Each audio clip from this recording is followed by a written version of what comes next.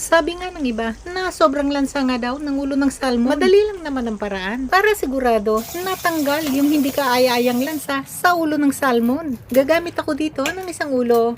Pagpuputol-putulin lang ng ganito. Kung paano magtanggal ng lansa nito, nako, napakadali lang. Siguraduhin lang na mahugasan nito ng nasa 3 hanggang 4 na beses. O kaya naman ay hanggang sa makita na malinaw na ang tubig na pinaghugasan dito. Yan na malinaw na yung tubig. Ngayon, maglagay na ng 1/4 cup ng suka, 2 kutsara ng asin, saka na ito hayaang maibabad ng 30 minutos sa room temperature. Matapos nga ang 30 minutos, patiktikan na sa strainer, timplahan ng 1 kutsarita ng paminta, 1 kutsarita ng cooking wine, at 1 kutsara ng cornstarch. Paghaluin mabuti, saka na itabi. Ngayon, pwede na magprito. Magpainit na ng 1 tasa ng mantika. Gamit dito yung malakas na setting ng apoy. Para maganda yung pagkakaprito, isa-isa lang yung paglalagay at huwag itong siksikan sa lutuan. Steam frying yung gagawin natin dito. Kaya takpan, pero may bahagyang singawan. Lutuin ng mga nasa 4 na minuto. O kaya naman ay hanggang sa golden brown na yung kulay nito. Gamit dito yung medium low setting lang ng apoy. Pagka nga ganyan na yung itsura ng pagkakaprito nito, pwede nang baliktarin. Ganun din, nalutuin hanggang sa golden brown na yung pagkakaluto nito.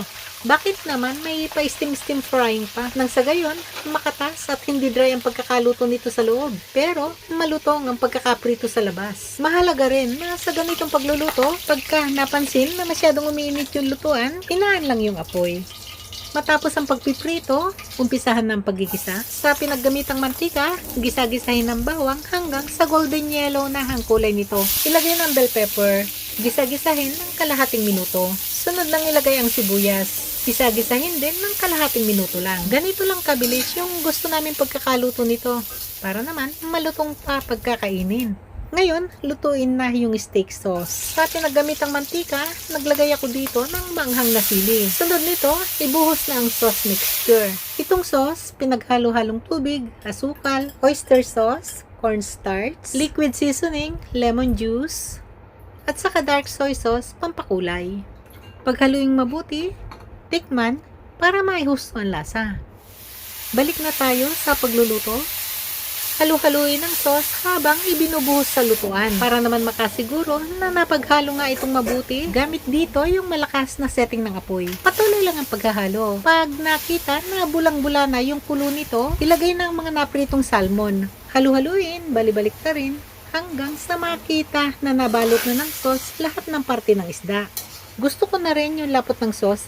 Yan kasarapan na. At bago i-serve, ilagay na yung mga napritong bell peppers at sibuyas kanina. Yan may kaluto na. O, ready to serve na to. Aro, das na naman in diet kanya na mo.